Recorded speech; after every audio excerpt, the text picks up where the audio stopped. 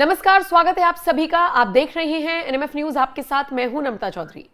Election commission के आदेश के बाद अब बंगाल में भी एसआईआर की प्रक्रिया शुरू हो गई है और लेकिन उससे पहले कुछ तस्वीरें सामने आई हैं, प्रोटेस्ट सामने आया है और धमकीबाजी के वीडियोस भी वायरल हैं। आज बंगाल से जुड़ी इसी खबर पर चर्चा करेंगे कि एसआईआर को लेकर इतना विवाद क्यों मचा हुआ है।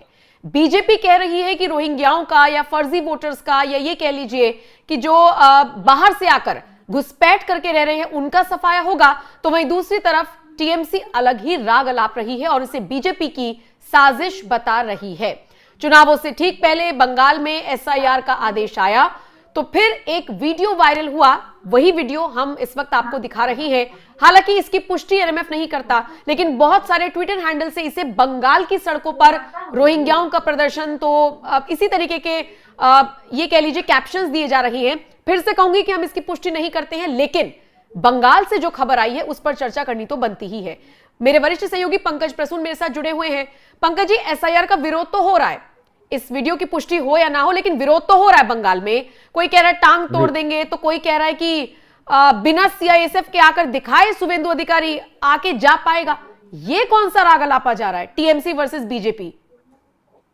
और इस बीच आज से एसआईआर शुरू हो गया। आज 4 नवंबर है ना, तो डेट दे दिया है चुनाव आयोग ने। 4 नवंबर से 4 दिसंबर तक हाउस टू हाउस जाएंगे बीएलए।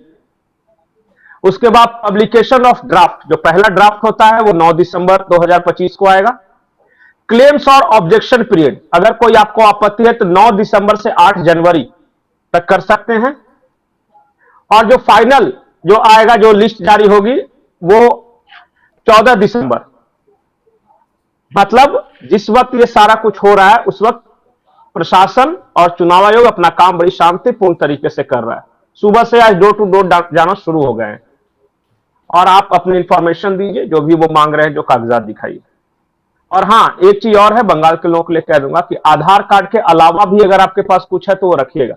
अगर बोलिएगा कि धरती पे एक भी कागज नहीं है, सिर्फ मेरे पास आधार कार्ड है, तो कागज तो दिखाना पड़ेगा। मैट्रिक सर्टिफिकेट वो होगा, या पिताजी के नाम पे कुछ होगा, जैसे परिवार में भी कोई है वो भी चलेगा। मैरिज सर्टिफिकेट चलेगा, पासपोर्ट चलेगा, जो भी जो वैलिड डॉक्यूमेंट्स होते हैं एक्सेप्ट आधार कार्ड, वो भी दिखाना होगा आपको। तो घर पे अभी भी रखे रहिए। अभी 4 नवंबर से 4 दिसंबर के बीच, मतलब इस एक महीने में कभी भी बीएलए आपके घर पे आ सकता है। और अगर आपको लगता है कि कोई गड़बड़ी या त्रुटि या बीएलए नहीं आया, तो खुला पोर्टल है, वहां पे आप शिकायत कर सकते हैं, कोई भी मतदाता। मतलब बहुत ट्रांसपेरेंसी के साथ एसआईआर कराया जा रहा है। बिल्कुल नहीं, और वो कह रहे हैं कि एक भी ऑब्जेक्शन, जब तक आखिरी ऑब्जेक्शन तक हम सॉल्व नहीं करेंगे तब तक ये चलता रहेगा। इसलिए तो एक महीने के लिए 9 दिसंबर से 8 जनवरी तक सिर्फ ऑब्जेक्शन और क्लेम पीरियड दिया गया है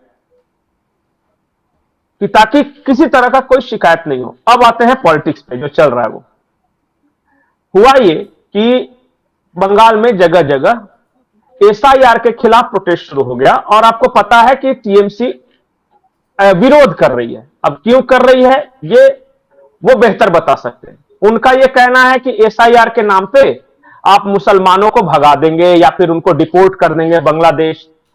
अरे भाई, ऐसे कैसे भगा देंगे? जो यहाँ के लोग हैं, ट्रांसपेरेंसी के साथ आराम से अपना बैठिए, काम कीजिए। नहीं, बिहार के पहले भी तो इसी वक्त इस तरह की अफवाह फैलाई गई थी, लेकिन बिहार में एक भी मुसलमान ने शिकायत की, वहां का रहने वाला किसी मुसलमान ने। राहुल गांधी ने शिकायत की, पर वो बिहार के नहीं है और वो वहां के मुसलमान नहीं। उसके अलावा तेजस्वी यादव उनके पीछे पीछे चले, लेकिन जैसे ही राहुल गांधी की यात्रा खत्म हुई, उन्होंने अपना एक सेपरेट यात्रा निकाला दूसरे विषयों पर, क्योंकि उनको पता था कि ऐसे ही। हाँ, और अब आज की तारीख में एक्सेप्ट राहुल गांधी, कांग्रेस का भी कोई नेता बिहार में एसआईआर को लेकर नहीं बोल रहा। और राहुल गांधी का पर्सनल क्या है वो मुझे नहीं पता।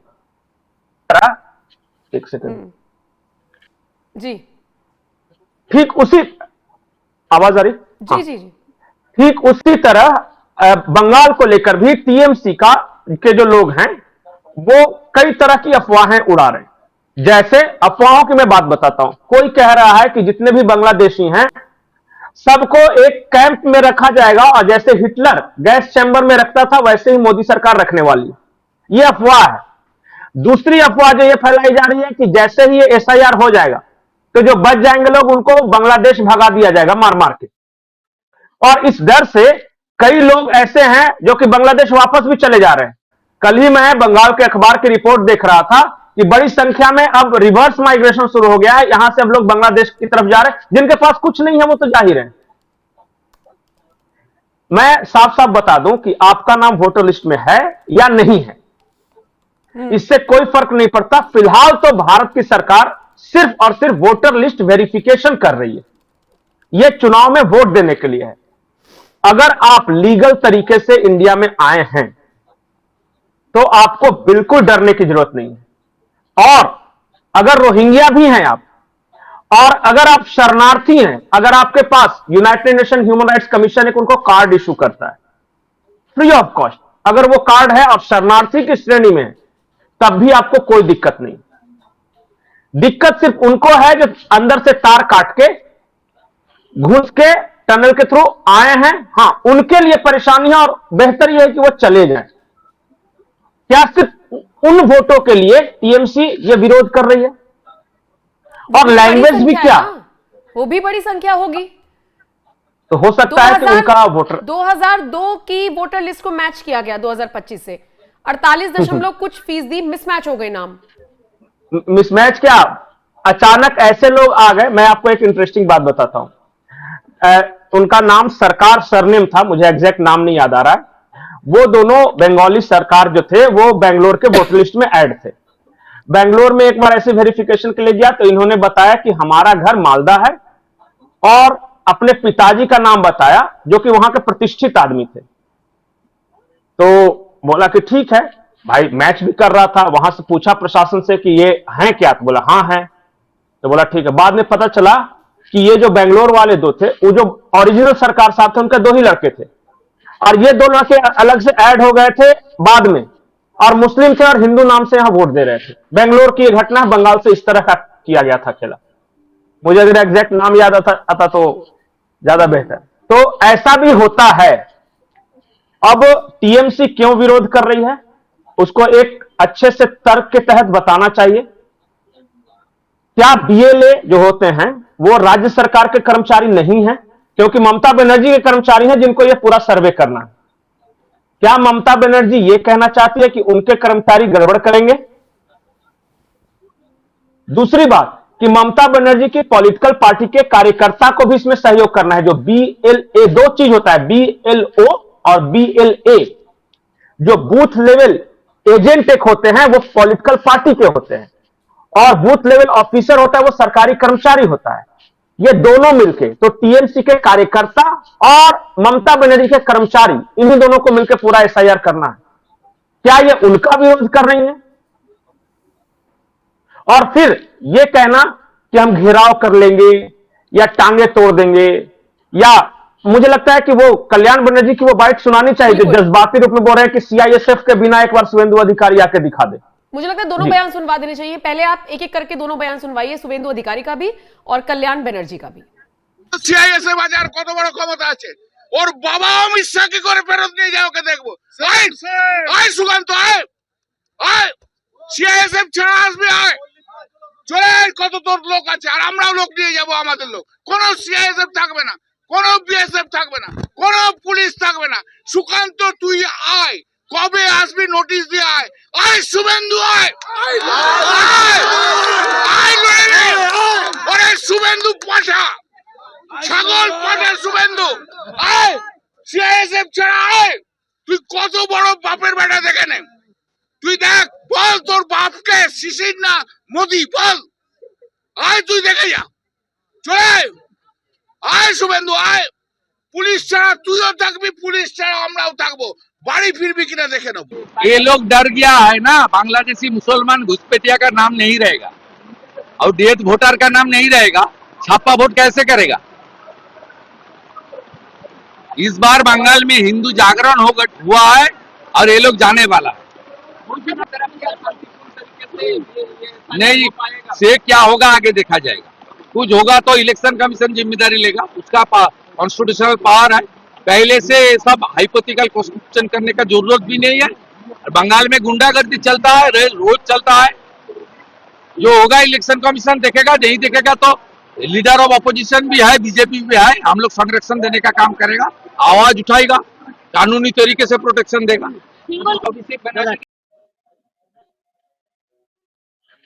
आवाज आपकी बिल्कुल, आवाज पंकज म्यूट जी। हो गई। आवाज मेरी खोलिए। ठीक ठीक आवाज ठीक, मेरी अब जो खोलिए। दर्शकों के लिए बता देती हूँ, जिसने पहले बयान दिया, जिसकी बाइट हमने पहले चलाई, वो कल्याण बनर्जी, जो धमकी भरे अंदाज में कह रहे थे बिना सीआईएसएफ के आओ, और दूसरे शुभेंदु अधिकारी जो कह रहे हैं कि डर का माहौल है, डर रहे हैं और इसीलिए इस तरीके का रिएक्शन दे रहे हैं। पंकज जी। कल्याण बनर्जी ये कह रहे थे कि शुभेंदु अधिकारी, अगर सीआईएसएफ के बिना तुम आओ, देखता हूं तुम्हारा बाप अमित शाह तुमको कितना बचाता है। फिर उन्होंने सुकांता मजुमदार का नाम लिया और शिशिर अधिकारी जी का नाम लिया। ये दोनों भारतीय जनता पार्टी के नेता हैं कि तुम्हें तुम्हारे बाप ने अगर हिम्मत है तो फिर आ जाओ, तुम्हारा वो उनका वो लैंग्वेज था वो।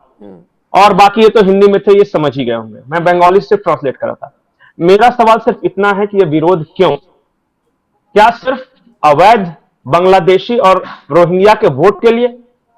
ममता बनर्जी ने एक स्टेटमेंट जारी किया था कि एसआईआर हो जाएगा तो गृह युद्ध हो जाएगा। तो हकीकत यह है कि एसआईआर हो भी रहा है और बंगाल में गृह युद्ध नहीं हो रहा।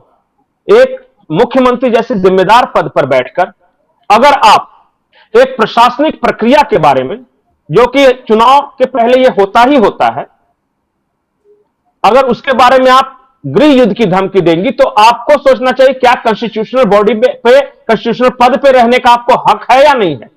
कभी खुद का चेहरा भी तो आईने में देखती होंगी कि क्या कर रही है वो।